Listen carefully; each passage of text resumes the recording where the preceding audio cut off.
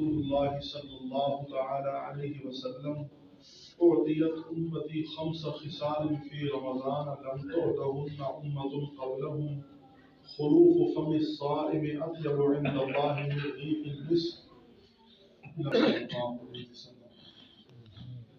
جناب ابو ہریرہ رضی اللہ تعالی عنہ نے حضور اکرم صلی اللہ علیہ وآلہ وسلم سے نقل کیا ہے کہ میری امت کو رمضان شریف کے بارے میں 5 چیزیں مخصوص طور پر دی گئی ہیں جو پہلی امتوں کو نہیں ملی ہیں۔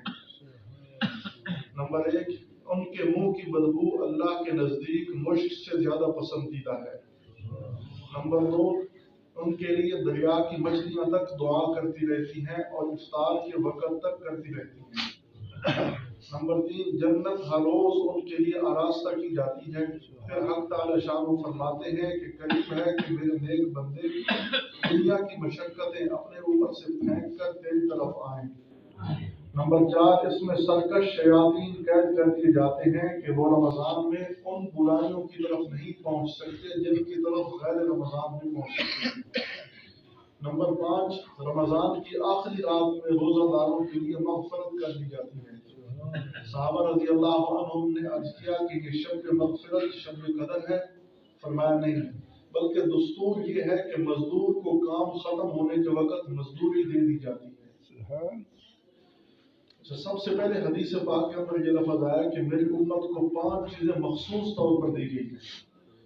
مخصوص چیز مخصوص لوگوں کو دی جاتی ہے۔ مخصوص چیز مخصوص لوگوں کو دی جاتی ہے۔ کوئی آدمی کسی بادشاہ کا کوئی خاص قریبی ہو تو وہ بادشاہ وہ چونکہ قریبی ہے مخصوص ہے تو اس پر مخصوص عنایات کرے گا۔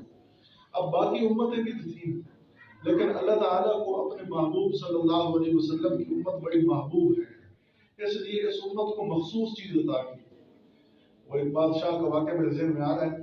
ایک بادشاہ تھا، اس کی کئی جو ہے نا لونڈیاں تھیں اور بیویاں تھیں، تو ان میں سے ایک کو بڑا اچھا جانتا تھا، بڑا اچھا سمجھتا تھا۔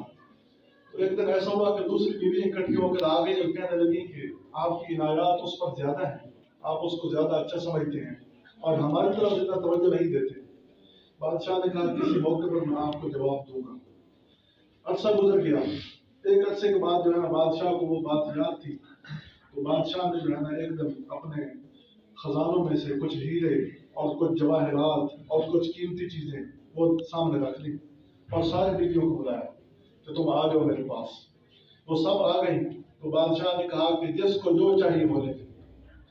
اب سب جو ہے نا لڑکی کوئی ہیرے اٹھا رہی ہے، کوئی جواہر اٹھا رہی ہے، کوئی سونا اٹھا رہی ہے، کوئی کنگن اٹھا رہی ہے۔ اچھا وہ جو بادشاہ کی مخصوص تھی نا وہ خاموش کھڑی ہے۔ اب دوسری جو ہے نا وہ اس کو دیکھ کر حیران ہوئی کہ ہمیں جواہر مل رہے ہیں، سونا مل رہا ہے، چاندی مل رہا ہے اور ہمیں جو ہے نا کنگن مل رہے ہیں اور یہ کھڑی ہے۔ تو بادشاہ نے اس کی طرف تعجب سے دیکھنے لگ گیا۔ جب سب نے اٹھا لیا نا، بادشاہ نے کہا اب سب نے اٹھا لیا؟ انہوں نے کہا ہاں سب نے اٹھا لیا۔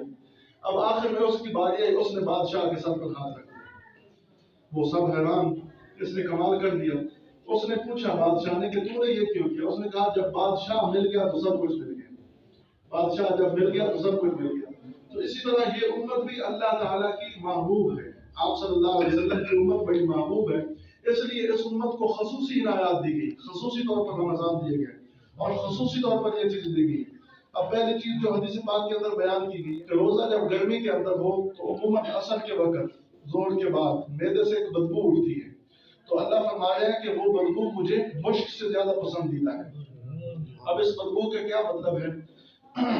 فرمایا کہ بدبو کا مطلب یہ ہے کہ اللہ تعالیٰ آخرت میں اس بدبو کا بدلہ ثواب اور خوشبو سے عطا فرمائیں گے۔ اللہ تعالیٰ اس کے بدلے میں ثواب دیں گے، خوشبو دیں گے جو مشک سے زیادہ عمدہ اور دماغ پر گل ہوگی۔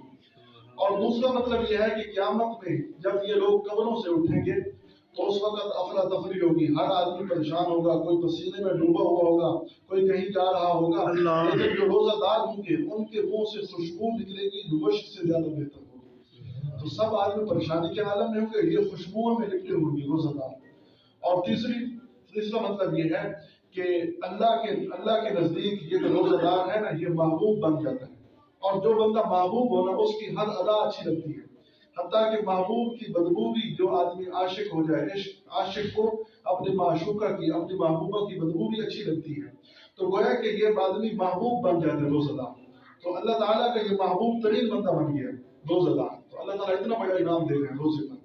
تو فرمایا کہ یہ اللہ کا محبوب بن گیا، اور جب اللہ کا محبوب بن گیا تو اب محبوب کی ہر ادا محب کو پسند آتی ہے.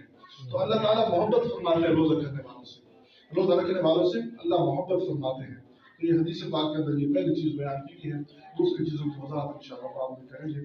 اللہ تعالیٰ اپنی رضا کے لیے روزہ رکھنے کی توفیق عطا فرمائے. اللہم وفقنا.